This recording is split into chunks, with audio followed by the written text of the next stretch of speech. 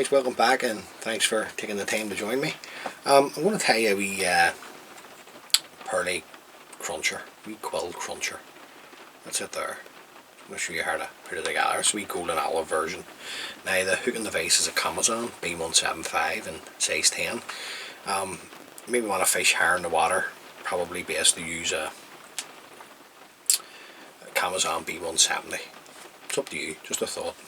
The thread we're going to start off tying the fly with is the uni thread 801 white, and that's just so we can keep the body as bright as we can. So I'm just going to come in, just sort of way get my thread started where I want the thorax to begin. Then I'm going to run my thread down until I'm past the point of the hook, and then we'll come in and trim away the waist tag of thread. Now the tail on the fly is just like a light ginger Indian badger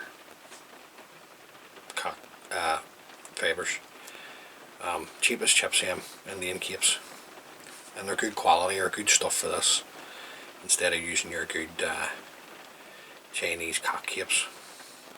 Now we're just going to take a small pinch of the fibres from the stem, and then we'll get these measured up to the hook. Sort of way you want them, around about the length of the hook or just slightly shorter, taking a pinch and loop, then 4 or 5 turns down the shank of the hook, tying in the tail. Now you want to come in and trim this around about the length that you want your body. What I would suggest is, guys, is to use the longer hackle fibres so that you can keep the body level, because what I've seen people doing is, and there's no right or wrong, it's just my view, they'll tie in long hackle fibres and then they'll trim the hackle fibres away down here, and the body, you know, if you watch the videos, the body's just not even. I just couldn't cope with it. Now the rib is going to be a hand stripped peacock quill that has been dyed a golden olive.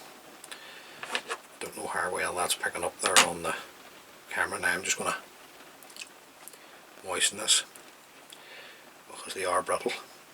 I'm just going to come around with a turn, just pull it in as tight as a dare go, and take another 3 or 4 turns.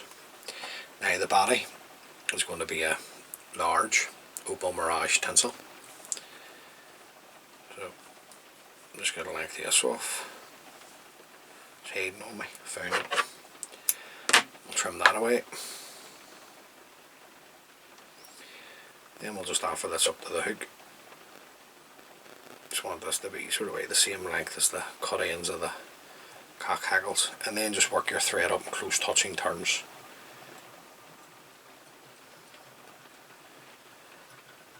Just all you're trying to do there is just trying to keep the body as level as you can, guys. That's it. Just so that the fly turns out nice. Now we'll just come around with our Opal mirage. Just get a nice straight turn going at the back of the fly, and then you're just looking overlapping turns of the Opal mirage up the body to give you that nice shine.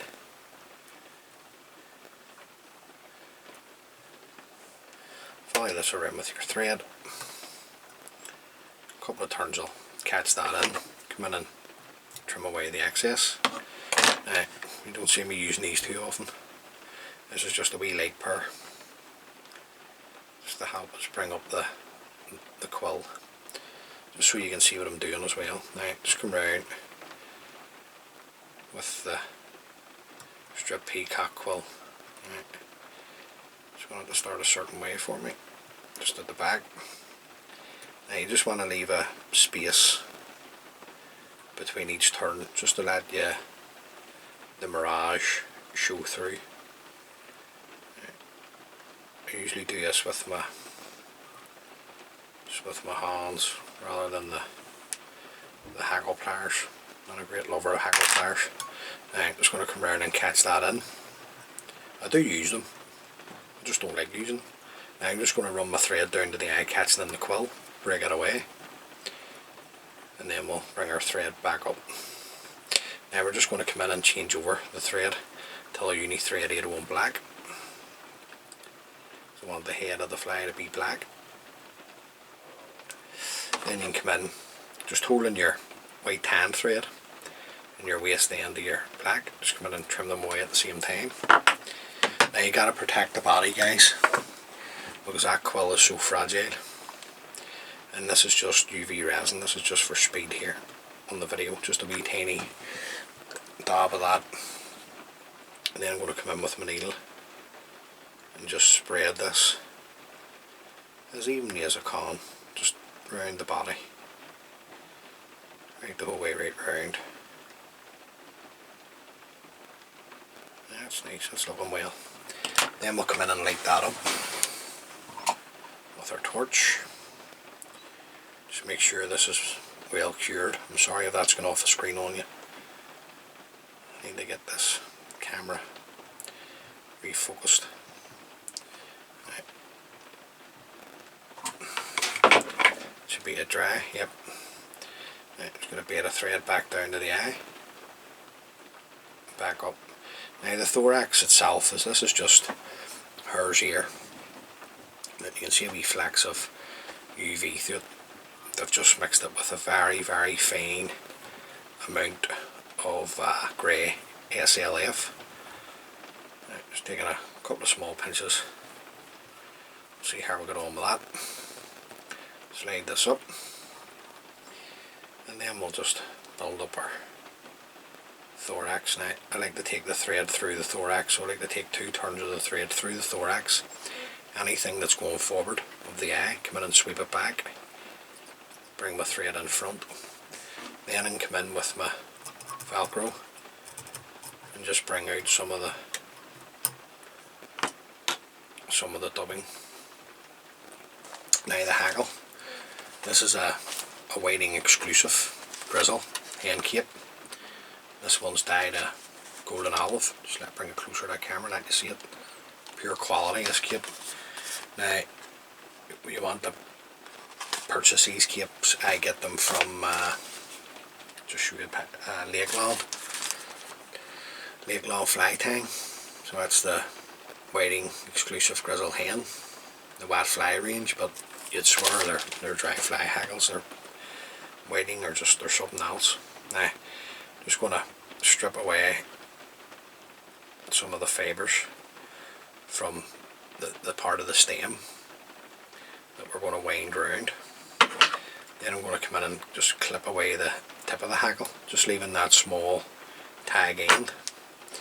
We'll offer this up to the hook. I'm going to come around with a couple of turns to catch it in.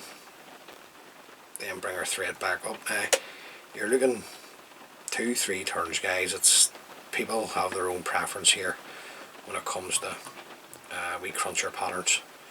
Some people like them really, really sparse, and other people just like them a wee bit with a wee bit more beef on them, if you like. I'm going to take another turn, just one more, just to get some of that nice golden olive colour into the fly off the hackle. I'm going to follow this around with my thread, a couple of tight turns, keeping my thread tight. Just going to strip off some of the fibres off the stem. Just take these ones here off. Just got it. Then we're just keeping it tight. Just going to come in and flick back the stem, and then we're just going to build up our head. Just tying in just reinforcing the hackle here at the same time by doubling over the top. Keeping your thread tight, come in and break away the tang thread, or the stem of the hackle, sorry. Then we're going to come in with our whip finishing tool and just throw in a whip finish, 5-turn whip finish. Pull your thread nice and tight, come in and trim away your tang thread. Right, that's the wee fly there. I'm just going to open the hackle out just to let you see the wee fly, and you can see the type of body that you get with it. It's a great wee pattern, this, guys. And there's another wee version that just leave a hair there. I'm going to take that away. There's another wee version, a wee olive version. I'm just going to come in with some super glue just onto the head. I don't want to take the fly off camera, so I'm just going to dab it underneath. And there you go, guys. That's just a wee golden olive pearl cruncher. So if you're into your trout fishing, even on the big Irish lochs, this will work. That's a great fly. What can I say? They're cracking flies, love them. Now, you can change it out. You don't have to have the rib, a golden olive. I have one there. So there's crimson.